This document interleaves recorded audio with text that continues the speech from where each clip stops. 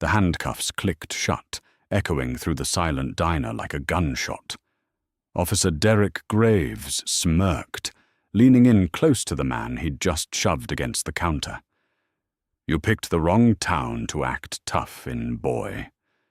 Graves whispered, unaware he was speaking to a man who had hunted warlords in the Hindu Kush. He saw a suspect. He didn't see the Navy Cross hidden in the glove box outside, or the encrypted phone in the man's pocket that connected directly to the Pentagon. Graves thought he was the predator. He was about to find out he was the prey. The black Ford F-150 Raptor hummed smoothly as it pulled off the interstate and onto the gravel lot of Jerry's 24-hour diner. It was a beast of a truck polished to a mirror, shine contrasting sharply with the dusty, rusted sedans scattered across the parking lot. Inside the truck, Brenner Washington killed the engine and took a deep breath. The silence was a relief after 6 hours of driving.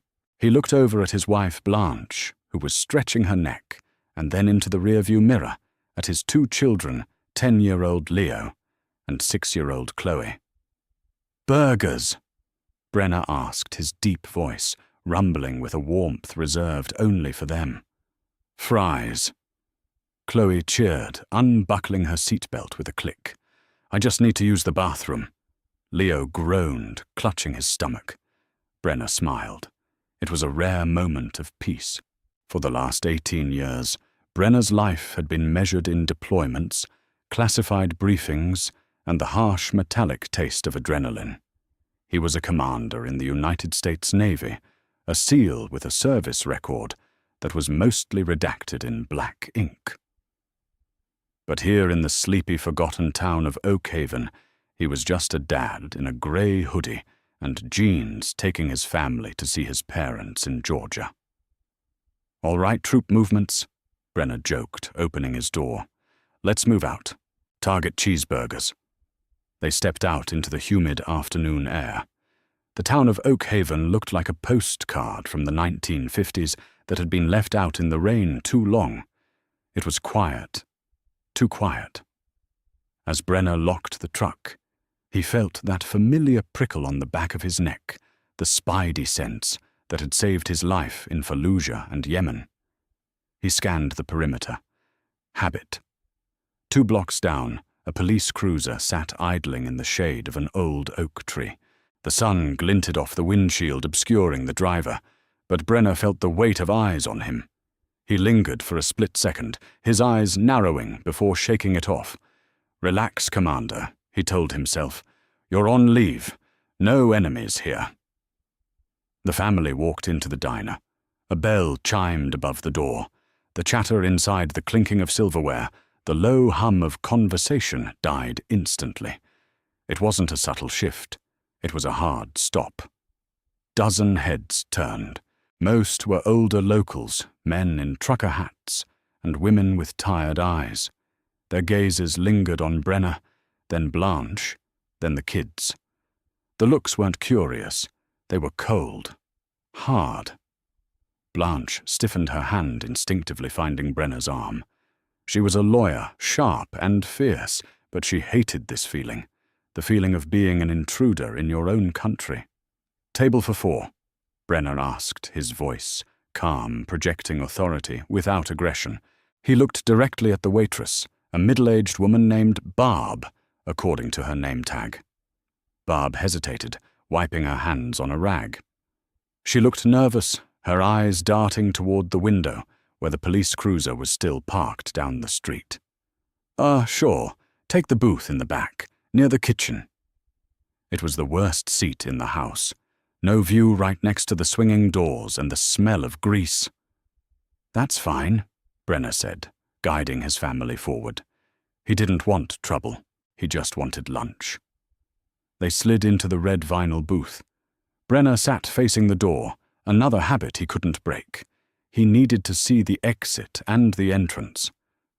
"Dad, why is everyone staring?" Leo whispered, sliding down in his seat. "Because we're undeniably good-looking, son." Brenner winked, handing him a laminated menu. "Ignore them. Focus on the mission. Bacon or no bacon? Leo cracked a smile. Bacon, obviously. The tension seemed to dissipate slightly as they ordered. The food arrived quickly, greasy hot and delicious. For 20 minutes they were just a family, laughing over ketchup spills and stealing each other's fries. Brenner relaxed his shoulders, dropping an inch. Then the bell above the door chimed again. The silence returned heavier this time. Brenner looked up. 2 uniformed officers walked in. The first was older, heavy-set, with a buzz cut, and a face that looked like it had been carved out of granite and bad attitude. His nameplate read, Graves. His thumb hooked comfortably over his duty belt, resting near his holstered Sig Sauer. The second was younger, a rookie named Miller. He looked skittish, his eyes darting around the room before locking on to Graves for cues. Graves didn't look at the counter. He didn't look at the waitress. He walked straight into the middle of the room and stopped scanning the diners until his eyes landed on the back booth. On Brenner. A slow, predatory grin spread across Graves's face. It wasn't a smile of greeting. It was the smile of a wolf finding a deer with a broken leg. "Well, well," Graves said, his voice booming unnecessarily loud. "Looks like we got some out-of-towners." He began to walk toward their table. The sound of his heavy boots on the linoleum floor was the only sound in the diner. Blanche gripped her fork tighter. "Brenner," she whispered warningly. "I know," Brenner murmured, his face a mask of calm. "Keep eating, kids. Don't look up." Graves stopped right at the edge of their table, looming over them. He smelled of stale coffee and aggression. He didn't speak immediately, letting the silence stretch a classic intimidation tactic. Brenner continued to chew his burger, deliberate and slow, refusing to acknowledge the threat. "Nice truck outside," Graves said, finally looking down at Brenner. 2025 Raptor. Custom rims. That's an $80,000 vehicle." Brenner wiped his mouth with a napkin and looked up, meeting the officer's gaze with cool indifference. "It drives well. Can I help you, officer?" "Just wondering." Graves leaned in, resting his knuckles on the table, invading their space. "What line of work a boy like you is in to afford a rig like that? We've had some reports. Drug running up and down the I-95 corridor." The accusation hung in the air, thick and poisonous. "I'm in logistics," Brenner lied smoothly. It was his standard cover. "And we're just passing through to Georgia." "Logistics," Graves repeated, as if tasting the word and finding it sour. He looked at Blanche, then at the terrified kids. "You got ID, logistics man." "Am I being detained?" Brenner asked. He didn't reach for his wallet. He kept his hands visible on the table. Graves's eyes narrowed. The vein in his forehead pulsed. He hated it when they knew the words. "I asked for ID in this town. When I ask, you comply, unless you got something to hide." "I have nothing to hide," Brenner said, his voice hardening just a fraction. "But unless I've committed a crime, I'm not required to identify myself. We're eating lunch." Graves chuckled a dry, humorless sound. He looked back at Miller the rookie. "Hear that, Miller? We got a lawyer." He turned back to Brenner, his face losing all pretense of friendliness. "We had a robbery about 2 towns over. Suspect matches your description. Tall, black, aggressive. I've been sitting here for 30 minutes, Brenner said. "And I'm not aggressive. I'm eating a cheeseburger." "Stand up." Graves barked, his hand dropping to his taser. "Brenner." Blanche's voice trembled. Brenner looked at his wife. He saw the fear in her eyes, the terror in Leo's face. He calculated the variables. He could disarm Graves in 1.2 seconds. He could incapacitate Miller in another 2.0. But that would traumatize his children and turn a harassment stop into a federal incident. He had to play the game. For now. "It's okay, Blanche," Brenner said softly. He slowly pushed his plate away and stood up. He towered over Graves by 3 inches, his broad shoulders blocking out the diner lights. Graves took a half-step back, surprised by the sheer physical presence of the man. But he recovered quickly, his ego bruising. "Hands on the table, spread 'em," Graves ordered. "Dad," Chloe whimpered. "It's a game, sweetie." Brenner lied, his heart breaking at her tone. "Just a game. Daddy has to talk to the policeman." Brenner placed his massive hands on the table palms flat. He was a weapon of war trained by the best military in the world, currently surrendering to a small-town bully with a badge. But Graves wasn't done. He didn't just want compliance. He wanted submission. Officer Graves didn't just pat Brenner down. He roughed him up. He kicked Brenner's legs apart, wider than necessary, forcing him to lean awkwardly over the table where his children's half-eaten meals lay. "Stop resisting," Graves muttered for the benefit of the diner's audience, though Brenner hadn't moved a muscle. "I am not resisting," Brenner stated clearly, loud enough for everyone to hear. "I am complying fully." Graves reached into Brenner's back pocket and yanked out his wallet. He flipped it open, sneering. He pulled out the driver's license, but ignored the military ID tucked behind it in a separate flap. He threw the wallet onto the table, right into a puddle of ketchup. "Brenner, Washington. Virginia license." Graves read aloud, mocking the tone. "You're a long way from home, Davy." "Traveling to visit family," Brenner replied, tight-jawed. "Run it, Miller." Graves tossed the license to the rookie. "And check the truck. I smell narcotics." "You do not have permission to search my vehicle," Brenner said sharply. "And you definitely don't smell narcotics." Graves leaned in, close his breath, hot on Brenner's ear. "I smell whatever I say I smell. Miller, get the keys." "The keys are in my pocket," Brenner said. "If you reach for them, I will consider it an assault." Graves froze. The diner went deadly silent. Even the cook in the back stopped scraping the grill. This was the tipping point. Brenner had drawn a line in the sand. "Is that a threat?" Graves hissed his hand, hovering over his baton. "It's a statement of fact," Brenner said. "You have no probable cause. You have no warrant.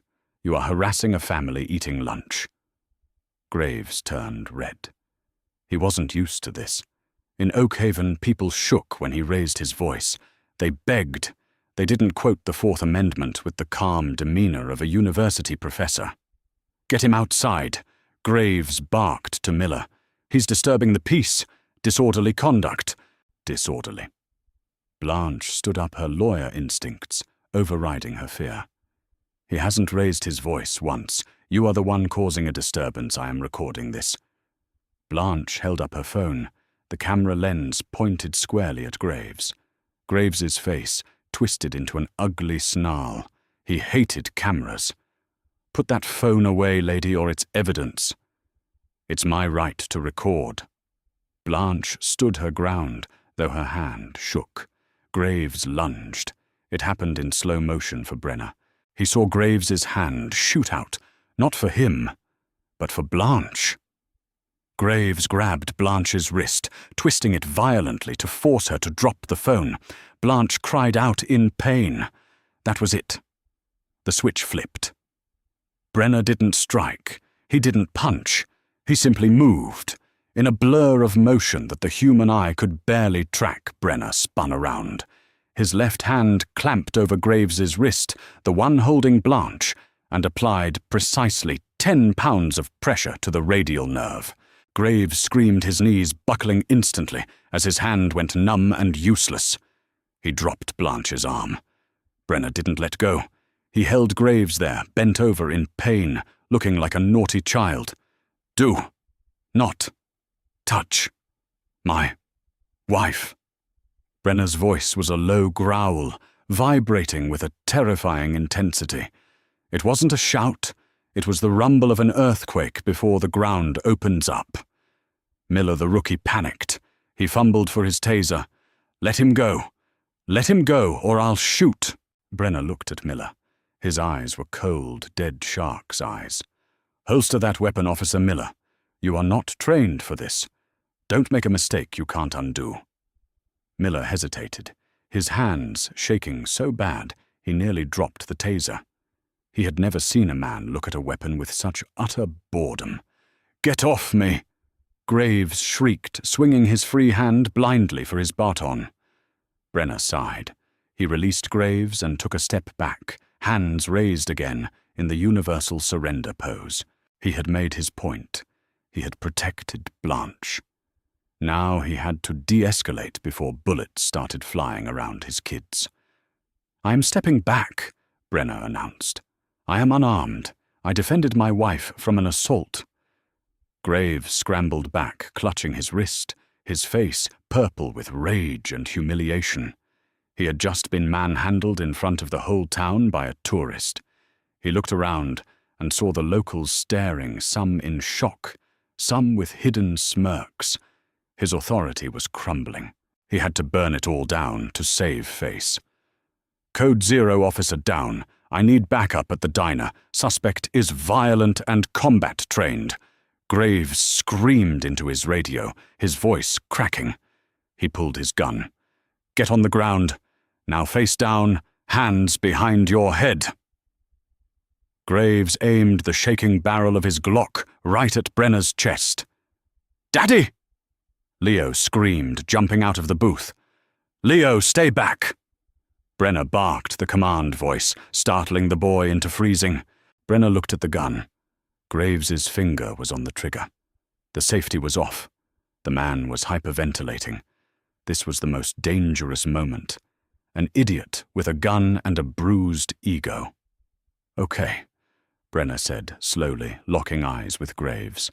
"I'm going down. Don't shoot. My family is right here." Slowly, gracefully, Brenner lowered himself to the dirty linoleum floor. He lay on his stomach and interlaced his fingers behind his head. Graves rushed forward, dropping a heavy knee into the center of Brenner's spine, driving the air out of his lungs. He grabbed Brenner's wrists and wrenched them back, slapping the cuffs on so tight the metal bit into the bone. "You're done!" Graves spat, leaning down to whisper in Brenner's ear. "I'm going to bury you under the jail. You assault a police officer in my town. You're never seeing daylight again." Graves yanked Brenner up by the handcuffs, sending a searing pain through his shoulders. Brenner gritted his teeth but didn't make a sound. "Take the wife too," Graves ordered Miller. "Accessory, obstruction of justice, and call Child Protective Services for the kids." Brenner's head snapped up. The calm mask cracked. "You leave them out of this. You take me. Leave them." "Too late, tough guy." Graves sneered. He shoved Brenner toward the door. As he was marched out, Brenner made eye contact with Blanche. Her face was streaked with tears holding the two crying children. Protocol Omega, Brenner mouthed to her. Blanche's eyes widened. She knew what that meant. It was the nuclear option, the break glass in case of emergency plan. She nodded imperceptibly. As Graves shoved Brenner's head down to force him into the back of the cruiser, Brenner wasn't thinking about jail. He wasn't thinking about the pain in his wrists. He was thinking about the phone call he was going to make. And he was thinking that Officer Derek Graves had just made the last mistake of his career. The cruiser door slammed shut. The cage separated Brenner from the world. He closed his eyes and began to count. 1, 2, 3. The war had just come to Oakhaven. The holding cell at the Oakhaven Police Department smelled of urine rust and despair. It was a 6x8 concrete box with a steel bench bolted to the wall and a toilet that looked like it hadn't been cleaned since the Nixon administration. Brenner sat on the bench, his posture perfectly straight. Most men in his position would be pacing, screaming, or crying. Brenner was meditating. He was regulating his heart rate, bringing it down to a resting 50 beats per minute. It was a technique he'd learned during SER survival evasion, resistance, and escape training. Panic was the enemy. Clarity was the weapon. Through the thick plexiglass of the cell door, he could see the booking area. Blanche was seated on a wooden bench, handcuffed to a metal rail. Her face was pale, her eyes red and puffy, but she was holding it together. She was looking at him, transmitting silent messages of strength. The children, Leo and Chloe, had been taken into a side office by a female dispatcher who looked sympathetic but helpless. Brenner could hear Chloe crying faintly. That sound, his daughter's distress, was the only thing threatening to break his zen state. It took every ounce of his discipline not to rip the steel door off its hinges. Officer Graves walked in, holding a steaming mug of coffee. He looked relaxed, triumphant. He dragged a chair over to the front of Brenner's cell and sat down, turning it backward to straddle it. "Comfortable, Commander," Graves mocked, emphasizing the rank with a heavy dose of sarcasm. He had gone through Brenner's wallet. He had found the military ID. He just didn't believe it. Brenner opened his eyes. "I need to make my phone call." Graves chuckled, sipping his coffee. "You're in a rush.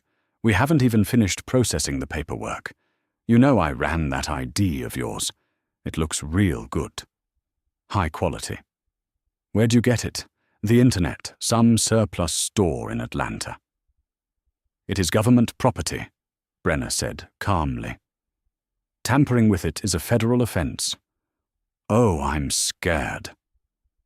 Graves feigned a shiver. "See, here's what I think. I think you're a courier. You move product.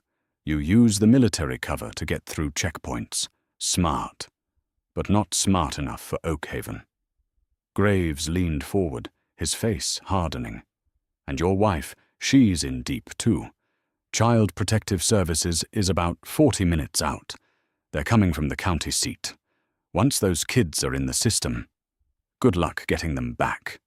Foster care isn't kind to kids from your background." That was the dagger. Graves was twisting it, trying to get a reaction. Brenner stood up. He moved slowly to the plexiglass.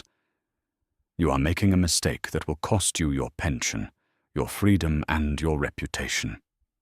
Give me the phone." Graves stood up too, dumping the rest of his coffee into a trash can. "Fine, let's get it over with. Call your lawyer. Call your bail bondsman. Won't matter. Judge deeply hates drug runners." Graves unlocked the cell door and cuffed Brenner's hands to his waist. He led him to a desk in the booking room where a battered landline phone sat. "One call," Graves warned. "Make it count." Brenner picked up the receiver. He didn't dial a local attorney. He didn't dial a bail bondsman. He didn't even dial his parents in Georgia.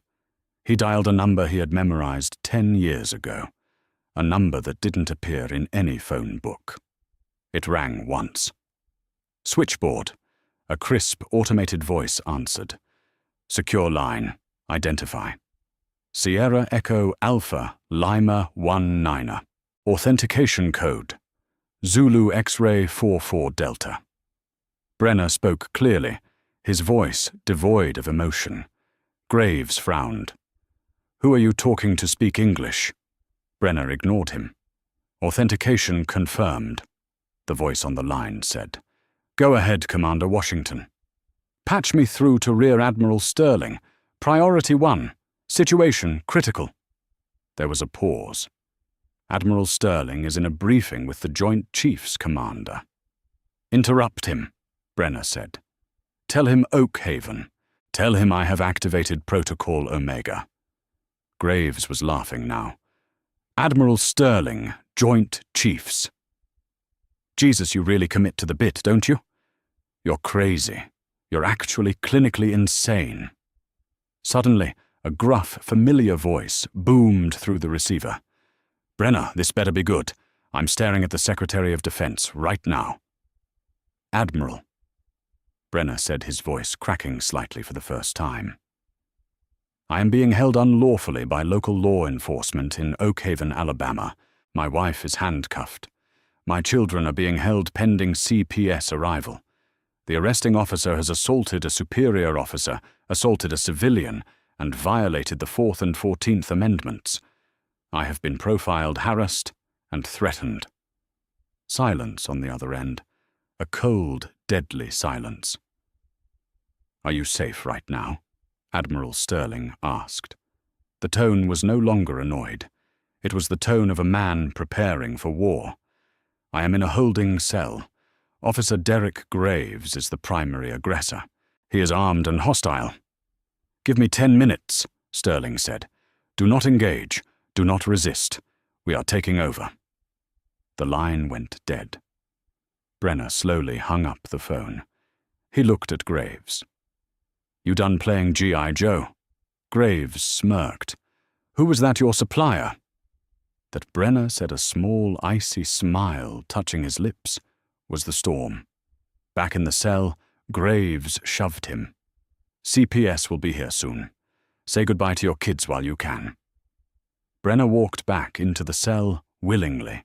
He sat down on the bench. He checked his watch. 9 minutes and 45 seconds. The clock on the wall ticked loudly. 5 minutes passed.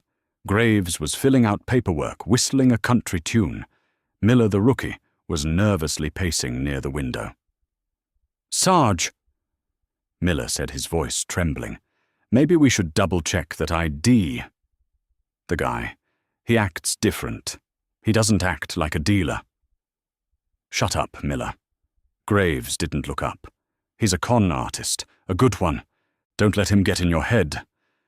7 minutes passed. The phone on the front desk rang. Graves ignored it. Let it ring. Probably the wife's mother calling to whine. It rang again. And again. And again. "Someone get that!" Graves yelled. Miller picked it up. "Oak Haven Police Officer Miller speaking." Miller's face went white. He stood up straighter. "Oh, yes. Yes, sir." "Who the governor, sir? I think you have the wrong." Miller pulled the phone away from his ear, staring at it in horror. He hung up. "Sarge, that was the governor's office. The actual governor." Graves rolled his eyes. "Prank call. Probably one of his friends." Suddenly the fax machine in the corner whirred to life. It didn't just print one page. It began to spit out paper, furiously, sheet after sheet after sheet. Miller walked over to it. He grabbed the first page. His hand started shaking violently. "Sarge!" Miller squeaked. "You need to see this." "Read it to me, I'm busy." It's a federal warrant," Miller stammered. "Issued by the Department of the Navy. It says, 'Immediate release order.' It's signed by a federal judge. And, oh God." "What?" Graves snapped, finally looking up.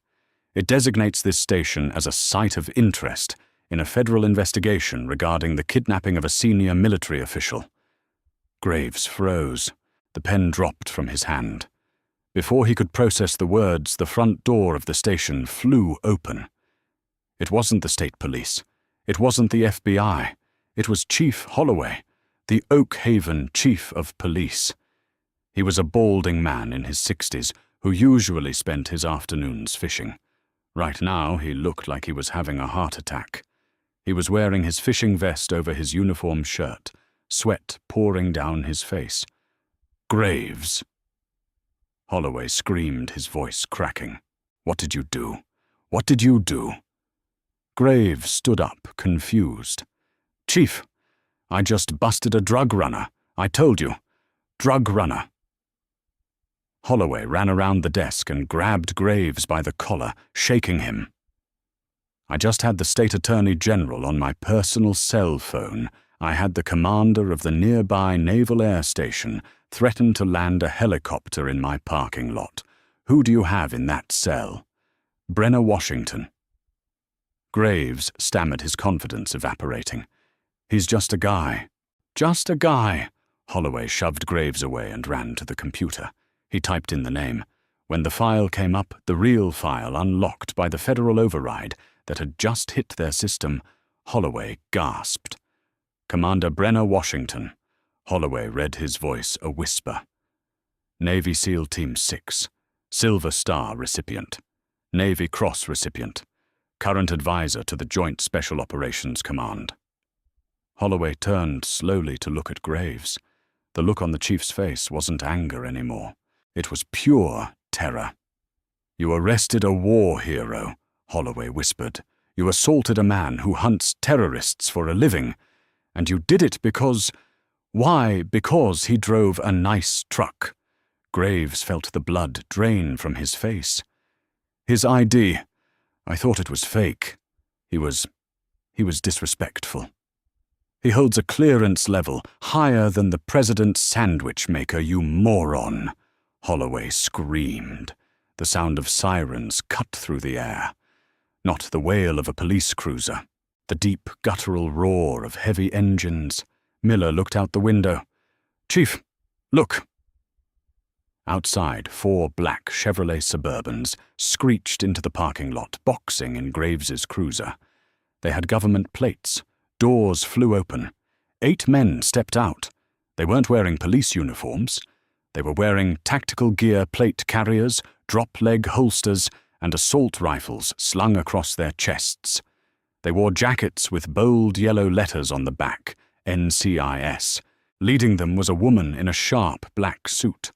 She walked toward the station door with a stride that promised violence.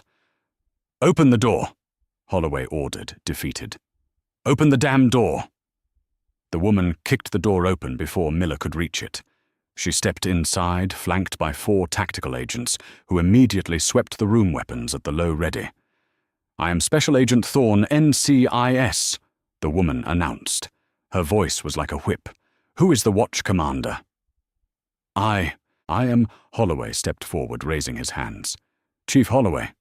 "Chief Holloway," Thorne said, not breaking stride. "You are relieved of command of this scene. My men are securing the building. Where is Commander Washington?" "Cell 2, Holloway pointed. Thorne turned to the agents. "Secure the commander. Get the family. If anyone interferes, neutralize them." 2 agents moved past the desk. Graves stepped instinctively in their way. "Hey, you can't just barge in here." The lead agent didn't even slow down.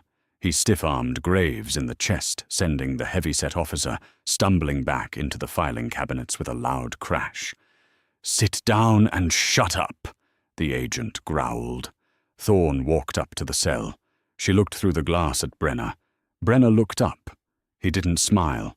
He just nodded. "Commander," Thorne said through the glass, "Admiral Sterling sends his regards. We're getting you out." "Keys," Thorne demanded, turning to Graves. Graves, trembling, fumbled for the keys on his belt. He couldn't get them off the ring. His hands were shaking too hard. Thorne snatched the keys from him. She unlocked the cell. Brenner stepped out. He rubbed his wrists where the cuffs had cut into his skin. He looked taller now. The hoodie didn't look like casual wear anymore. It looked like camouflage. He walked past Thorne, past the chief, and walked straight up to Graves.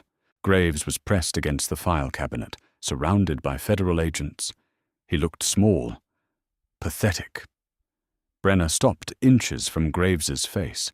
The silence in the room was absolute. "You asked me what I do for a living," Brenner said softly. Graves swallowed hard, unable to speak. "I clean up messes," Brenner said. "And Officer Graves, you are a very big mess." Brenner turned to Agent Thorne. "My wife. My children." "Safe," Thorne said. "Agents are with them now. CPS has been turned around. Your wife is being debriefed in the lobby." "Good," Brenner nodded. "Now, I want to press charges." "Against who?" Holloway asked weakly.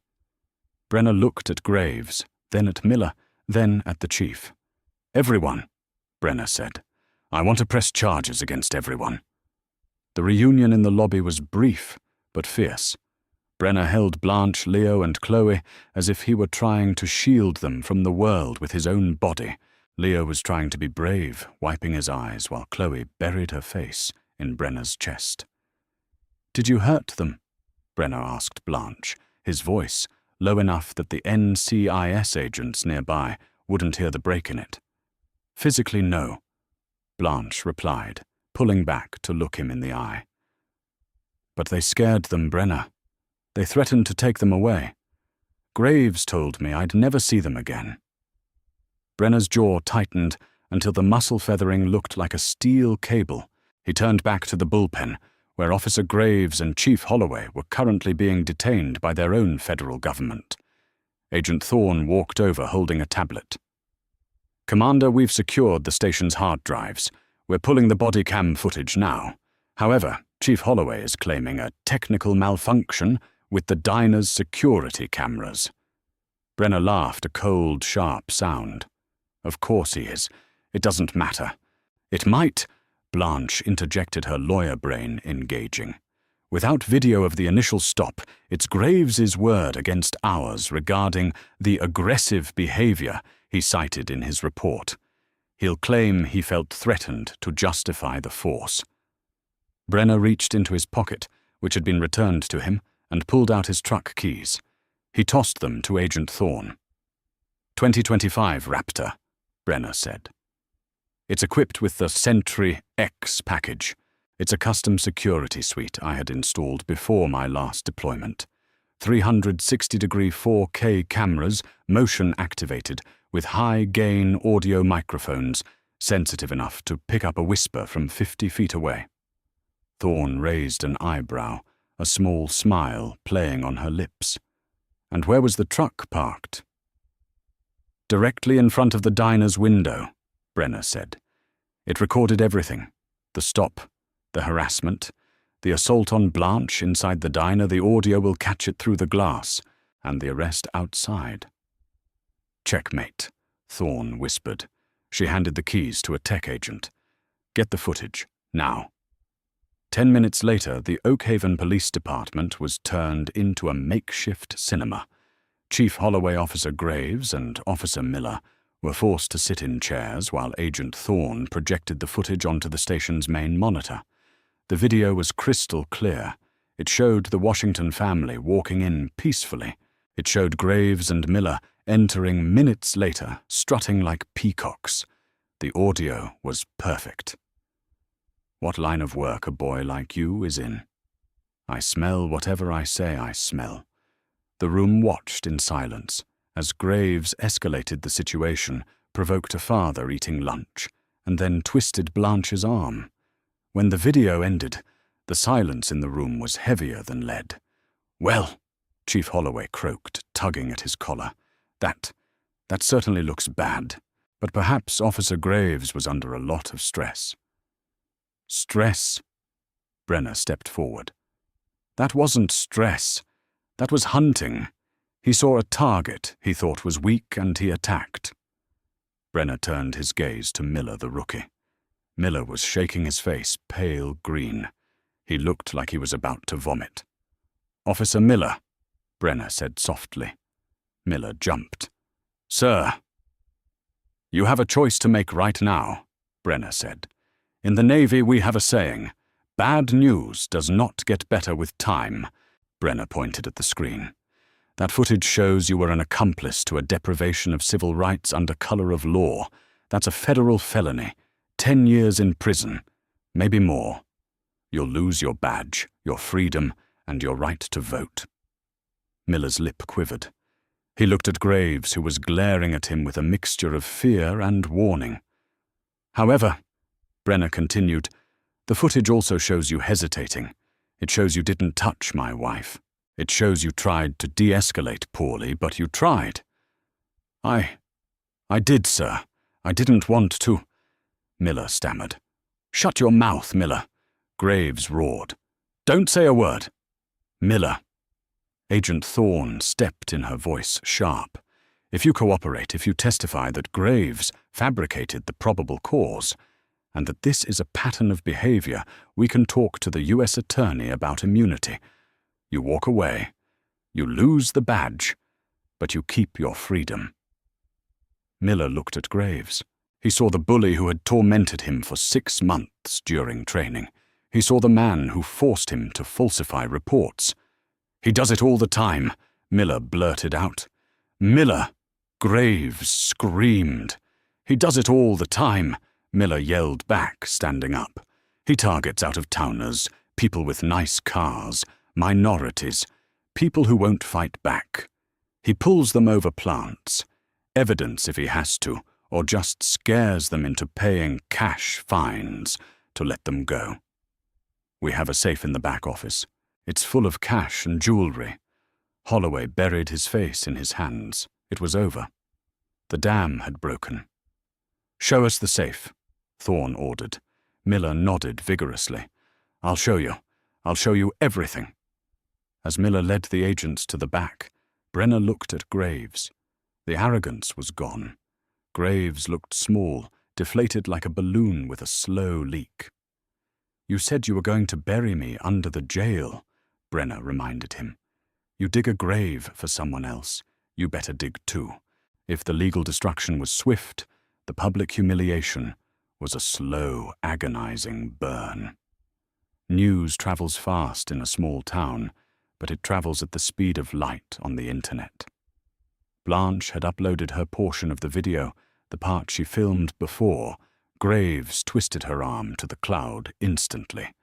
By the time they were released from the station, the video titled "Corrupt Cop Attacks Navy SEAL Family" had 3 million views. When Brenner and his family walked out of the police station, they were met not by an empty parking lot, but by a sea of media vans.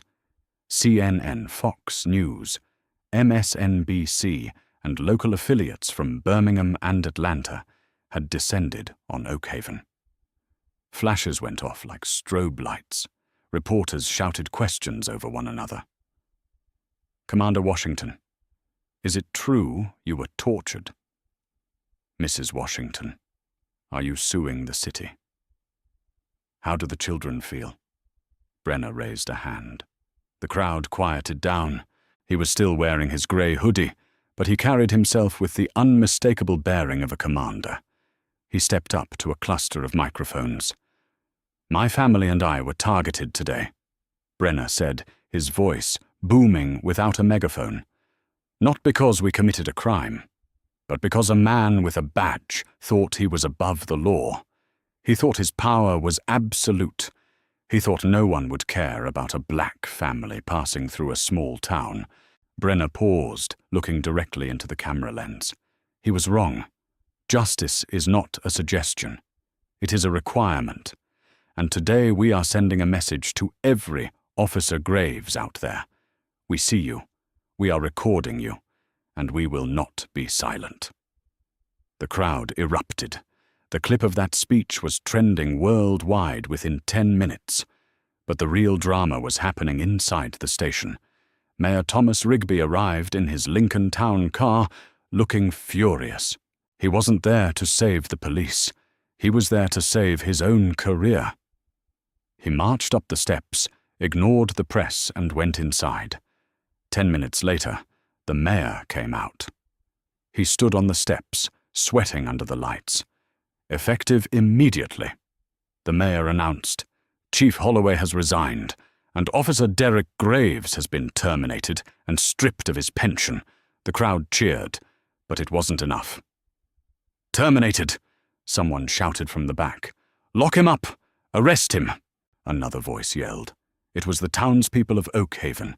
They had gathered behind the press line. For years they had lived in fear of Graves. They knew about the shakedowns. They knew about the bullying. Seeing Brenner stand up had given them their voices back. An old man in overalls stepped forward. "He took $500 from me last year, said my tail light was out when it wasn't." A woman shouted, "He arrested my son for walking home from work, planted weed on him." The floodgates opened.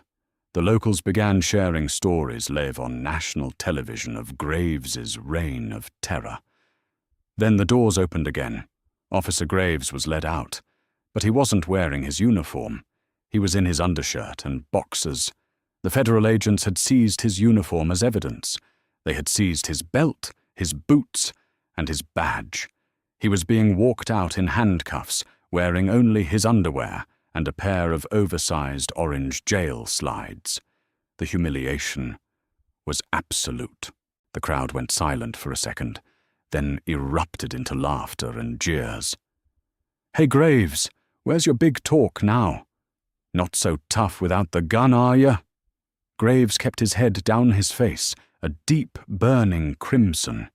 He tried to hide behind the tall NCIS agent, escorting him, but there was nowhere to hide. The cameras captured every angle of his shame. The man who had strutted through the diner like a king was now being paraded like a court jester.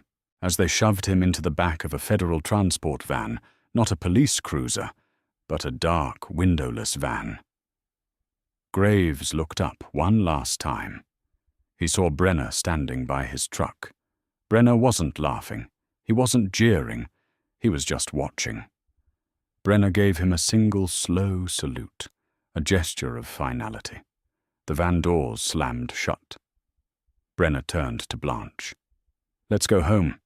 "Not yet," Blanche said, looking at her phone. "My firm just called. They want to take the case pro bono, civil suit against the city, the county, and Graves personally." "We don't need the money," Brenner said. "It's not about the money," Blanche said, her eyes flashing. "It's about making sure Oakhaven never forgets.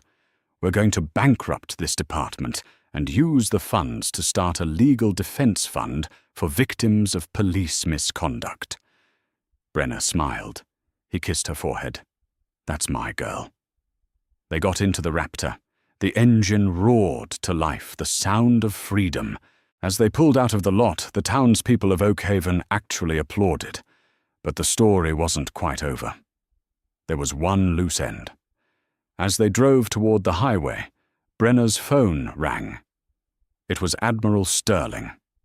"Brenner," the Admiral said, "you made quite a splash. The President just watched the news. He wants to meet you." "With all due respect, sir," Brenner said, looking at his sleeping kids in the rearview mirror. "I'm on leave. Can it wait until Monday?" The Admiral laughed. "You're a piece of work, Washington. Go home." "But Brenner, there's one more thing." "Sir, we found the other victims," Sterling said. "The ones Miller told us about. The safe in the back. It had nearly $200,000 in it. We're returning it all." "You didn't just save yourself today, son. You saved this whole damn town." Brenner hung up. He looked at the road ahead. The sun was setting, painting the sky in purple and gold. "Dad," Leo asked from the back seat, waking up. "Yeah, buddy. Are we still getting ice cream?" Brenner laughed, the tension finally leaving his shoulders completely. "You bet we are, Leo. Double scoops." The federal courthouse in Birmingham, Alabama was packed to capacity. The air conditioning struggled against the body heat of 300 spectators, reporters, and activists who had gathered for the final day of United States versus Derek Graves. Brenner sat in the front row, wearing a crisp navy suit. Beside him, Blanche was not in the gallery. She was at the prosecution table. As a special consultant to the U.S. Attorney, she had been granted permission to conduct the cross-examination. This wasn't just business, it was personal. Derek Graves sat at the defense table. He looked nothing like the swaggering tyrant from the diner. He had lost 30 pounds. His skin was pasty, his eyes hollow. He wore a cheap, ill-fitting suit his public defender had found for him. When Blanche stood up, the room went deadly silent. "Mr. Graves," Blanche began, her voice echoing off the mahogany walls. "You testified earlier that you felt threatened by my husband. You claimed his size, and his tone made you fear for your life. Is that correct?" "Yes," Graves muttered, refusing to look at her. He was aggressive." Blanche walked to the evidence table and picked up a remote. "Let's watch the video from the diner interior one more time. Timestamp 12:14 p.m. The giant screen lit up. The jury watched as Brenner sat calmly, hands visible, speaking in a low, respectful tone. They watched Graves lean over him, mocking him, spitting words in his face. Blanche paused the video, right at the moment Graves grabbed her wrist. "Mr. Graves." Blanche said, her voice dropping to a dangerous whisper. "My husband was seated. His hands were flat on the table. You are standing over him. You have a gun, a taser, and a baton. He has a cheeseburger. Tell the jury again. Who is the aggressor here?" Graves shifted in his seat. He had a look in his eyes, a look of defiance. "Defiance," Blanche snapped, "or dignity. Because in this country, Mr. Graves, staring at a police officer, is not a crime. Eating lunch while black is not a crime. Driving a nice car is not a crime." She turned to the jury. This man didn't fear for his life. He feared for his ego. He saw a man who didn't tremble, and he decided to break him. And when he couldn't break the man, he attacked the wife. "Objection," the defense attorney shouted. "Badgering." "Withdrawn," Blanche said coolly. She turned back to Graves. "One last question. Officer Miller testified that you kept a trophy safe in the station, that you bragged about taking money from drug dealers who were actually just tourists. Miller says you called it your retirement fund. Is Officer Miller lying?" Graves looked at Miller, who was sitting in the back of the courtroom, head bowed in shame. "Miller is a rat." Graves hissed, his old anger flashing for a second. "He's a coward." "No," Blanche said. "Miller is a man who finally found his conscience. Something you never had." The jury deliberated for less than 90 minutes. The verdict was unanimous on all counts. Guilty of deprivation of rights under color of law, guilty of aggravated assault, guilty of federal extortion.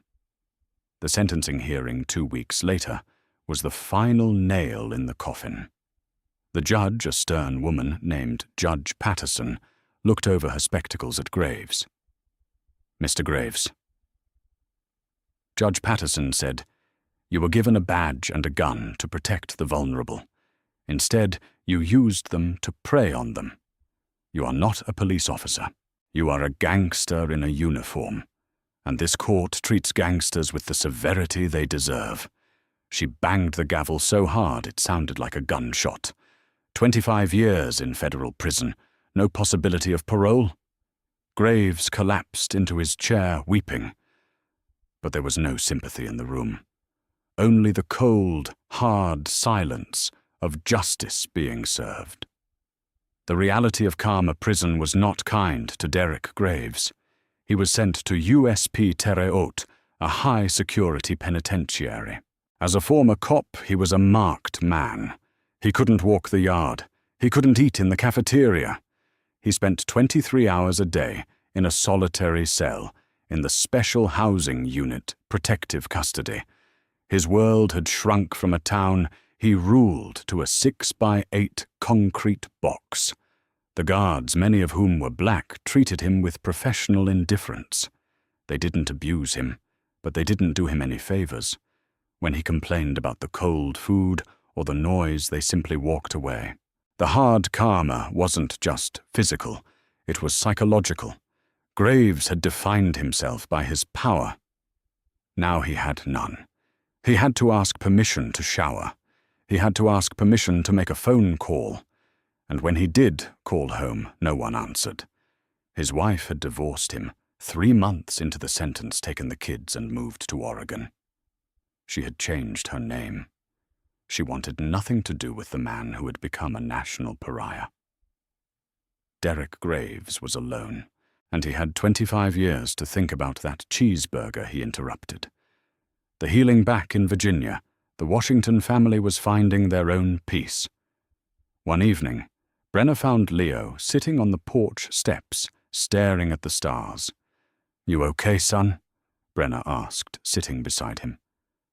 "Dad," Leo said quietly. "Did you want to hurt him that day at the diner?" Brenna thought for a moment. He looked at his hands, lethal weapons trained by the government. Yes, every instinct I have told me to neutralize the threat. It would have been easy. Why didn't you? Because, Brenner put an arm around his son, violence is easy, restraint is hard. If I had hit him, I would have been just another violent suspect on the news. He would have won. By staying calm, by using the law. We took everything from him. We didn't just beat him, Leo. We erased him. Leo nodded, leaning into his father. You're a cool dad. I know. Brenner smiled. Now go brush your teeth. The legacy Oak Haven changed, too.